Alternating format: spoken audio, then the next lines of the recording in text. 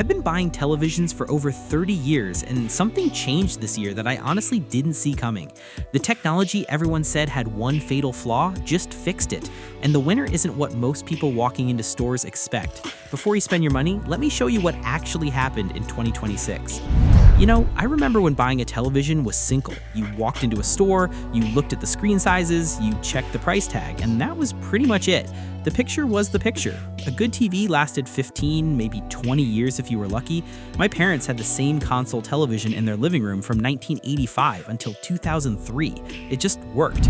But somewhere along the way, buying a TV became like taking a graduate level engineering course. You've got acronyms flying at you from every direction: LED, QLED, OLED, Mini LED, QD OLED, HDR, nits, local dimming zones. The salesperson starts talking about quantum dots and self-emissive pixels, and if you're like me, you just want to know one thing: which one gives me the best picture for my money and which one is going to last? So before we go any further, do me a favor. If you're here because you're trying to make sense of all this and you don't want to overpay for features you don't need, hit that subscribe button and give this video a like. It helps more people find honest information. And I want to hear from you in the comments. Which TV are you using right now, and what problems are you facing with it? Is the picture too dim? Are you seeing weird glowing around bright objects? Let me know, because your experience matters. Also, I've put some helpful links in the description below, so make sure to check those out after we're done here. Understanding what these letters actually mean. LED stands for light emitting diode, and here's the first thing that might surprise you. LED TVs aren't really LED displays. What you're actually buying is an LCD panel with LED lights behind it. The screen itself is made of liquid crystal, and behind that screen sits a grid of tiny LED bulbs that shine through to create the image you see. Think of it like a flashlight shining through a stained glass window. The window controls the shapes and colors, but the light comes from behind. It's the same basic technology that's been around since the mid-2000s, just refined over the years. LED TVs are affordable, they're reliable, and for a lot of people, they're perfectly fine. You can get a decent 55-inch LED TV today for under $400. If you're just watching the news or checking the weather, it'll do the job.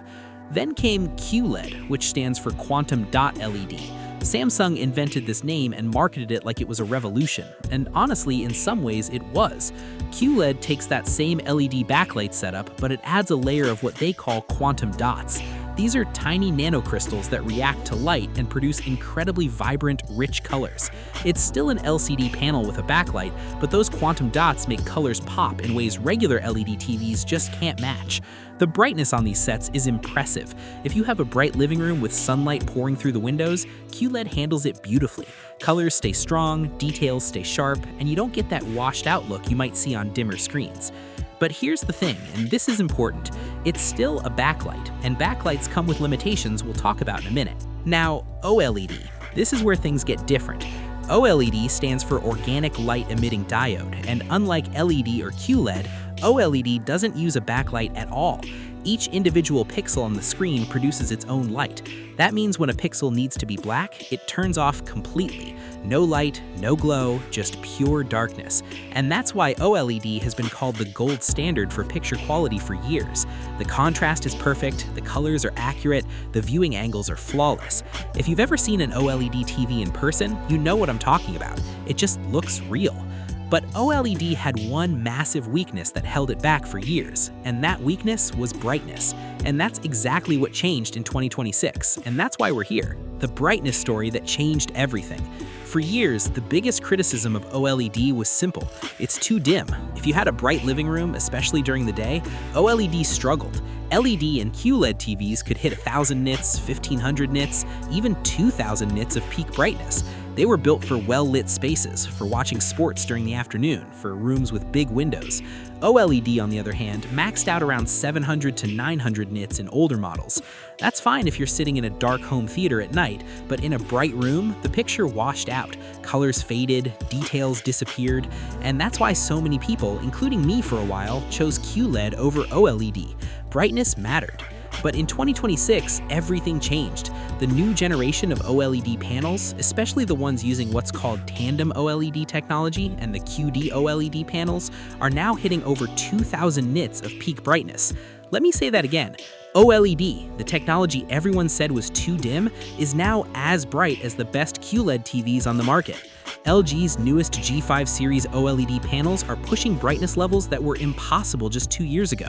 Samsung's S95F QD OLED displays are doing the same thing, combining quantum dot color with OLED's self-emissive pixels to deliver both incredible brightness and perfect blacks at the same time. This is the game changer. OLED is no longer the dim option. It's now the bright option with better contrast, and that shocked a lot of experts, myself included. Let me give you a real-world example so this makes sense. Imagine you're watching a movie scene set at night. A character walks through a dark alley, and suddenly a car's headlights flash in the distance. On a QLED TV, the headlights are bright, absolutely, but the dark alley around them glows just a little bit. That glow is called blooming, and it happens because the backlight behind the screen can't turn off individual pixels. The whole zone lights up and you lose the pure darkness. On an OLED TV, those headlights are just as bright now, but the alley stays pitch black because the pixels around the headlights are completely off. You get the brightness and the contrast. That's the magic, and that's what changed in 2026. Black levels and why they matter more than you think. Black levels are the foundation of great picture quality. If your TV can't display true black, everything else falls apart. Colors look washed out, contrast disappears, dark scenes become murky messes, and this is where LED and QLED have always struggled. Because they use a backlight, they can't fully turn off the light behind dark areas of the screen. Even with local dimming zones where sections of the backlight turn off to improve contrast, there's always some light leaking through. You get what's called crushed blacks or blooming, where dark scenes glow faintly or bright objects create halos around them of light. OLED doesn't have this problem. When a pixel needs to be black, it turns off. No backlight, no glow, no bloom, just pure infinite black. And that contrast, the difference between the brightest whites and the darkest blacks, is what makes images look real. It's why OLED has been the choice for movie lovers, filmmakers, and anyone who cares about accurate picture quality. And now that OLED has solved its brightness problem, the contrast advantage is untouchable. You're getting 2000 nits of brightness in highlights and absolute zero in shadows. That's a contrast ratio LED and QLED simply can't match, no matter how many dimming zones they add. Color accuracy versus color pop. Here's where things get interesting because QLED tries to fight back. QLED TVs, especially the high-end models like Samsung's QN90F Neo QLED or the TCL QM8K, produce incredibly vibrant colors. Those quantum dots are designed to hit a wider color spectrum, making reds redder, greens greener, blues deeper. In a bright showroom with demo reels of tropical fish and neon cityscapes, QLED looks stunning. The colors pop off the screen. It's eye-catching, it's flashy, and that's exactly the problem. QLED colors are often designed to look good in stores, not necessarily accurate to real life. They're oversaturated, pushed beyond what the content creator intended. If you're watching a nature documentary, the grass might look greener than it actually is. If you're watching a Hollywood movie, skin tones might look unnaturally warm or cool, depending on the TV's color tuning. For casual viewers, this might not matter, but for anyone who wants accurate, true-to-life colors, QLED can feel overprocessed. OLED, on the other hand, nails color accuracy.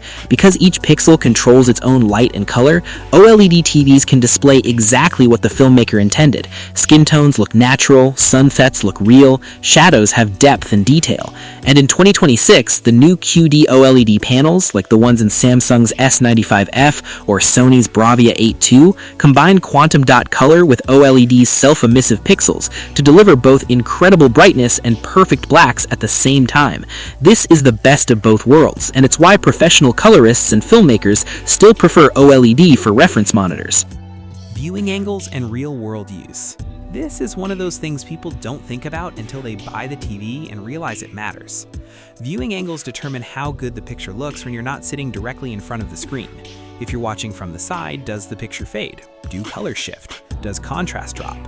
With LED and QLED, the answer is yes. Because they use LCD panels, the picture quality degrades as you move off-center. Colors wash out, brightness drops, blacks turn gray. It's not terrible if you're sitting right in the middle, but if you have a big family or friends over for a game, the people sitting on the sides get a noticeably worse experience. OLED doesn't have this problem. Because the pixels emit light directly instead of shining through a liquid crystal layer, the picture stays consistent from almost any angle. You can sit to the side, stand up, walk around the room, and the colors, contrast, and brightness stay the same. For living rooms with lots of seating or open floor plans, OLED is unmatched. Everyone gets the same stunning picture no matter where they sit. Burn-in. Let's talk about the fear. Now, let's address the elephant in the room. Burn-in. This is the fear that keeps a lot of people from buying OLED. The worry that if you leave a static image on the screen too long, like a news ticker, a channel logo, or a video game HUD, it'll permanently burn into the display. And yes, burn-in is a real thing with OLED. It can happen. But here's the truth, and I want to be very clear about this. In 2026, burn-in is far less of a problem than it used to be. Modern OLED panels from LG, Sony, Samsung, and Panasonic have built-in safeguards. Pixel shifting, screensavers, automatic brightness limiters, and pixel refresh cycles all work together to prevent burn-in. If you're using your OLED TV like a normal person, watching movies, shows, sports, playing games with varied content, burn-in is extremely unlikely. The only people at real risk are those who leave static images on screen for hours every single day. We're talking about 24-hour news channels running non-stop, airport departure boards, retail displays. For regular home use, burn-in is not the deal breaker it once was. I've talked to people who've had OLED TVs for 5-6 years now with no issues at all. LED and QLED don't have burn-in risk because they use different technology. The backlight can run for tens of thousands of hours without degradation. But here's the trade-off. While they don't burn in, LED and QLED panels can develop other issues over time. Backlight failures, color drift, dead zones in the local dimming arrays. No technology is perfect. The key is understanding what risk you're willing to accept. And for most of us, the burn-in risk on OLED is pretty minimal if you're using it normally. Gaming performance. If you're a gamer, or if you have kids or grandkids who game, this matters. Gamers care about three things: response time, input lag, and refresh rate. And in 2026, OLED is crushing it. OLED pixels can switch on and off in microseconds, which means response times are near instant. There's no motion blur, no ghosting, no smearing in fast-paced action scenes or competitive shooters. Pair that with the latest OLED TVs offering 120Hz refresh rates and HDMI 2.1 support, and you've got one of the best gaming displays you can buy. The LG C5 and G5 series are particularly popular with gamers for this reason. QLED TVs also support 120Hz and have low input lag, but they struggle with response time. Because the liquid crystals have to physically rotate to change colors, there's always a tiny delay.